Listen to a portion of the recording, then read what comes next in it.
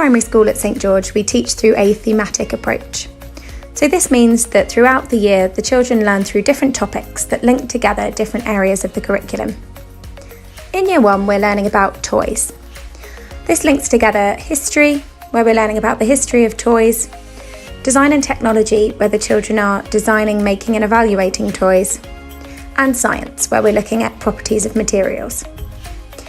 So in this lesson, we were building on the children's previous learning about the history of toys. We've been looking at pictures, considering how the toys might have been played with, and discussing how they were different from the toys the children have today. The children were put into 2 groups, and they swapped over halfway through the lesson, so all the children did both of the activities. The first activity was a very child-led one. They were exploring toys from the past. They were free to engage with them as they wished.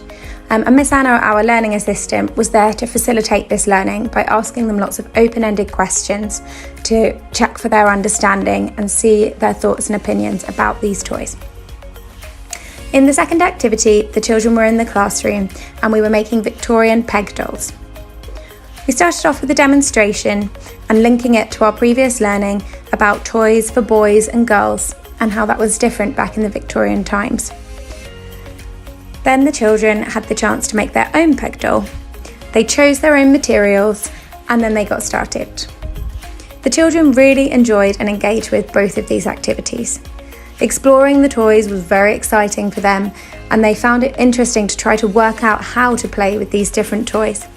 Making the peg dolls the children found really fun. They were very excited to get to play with them afterwards, and they all made different designs. Some of them had dresses, some had capes, they all had different coloured hair, and they really put their own ideas into it. So it was a very, very fun lesson, and the next lesson that we do will be moving on to designing our slightly more complicated Victorian toy. So they can put the experience they've had of playing with the toys and making these toys into this future learning.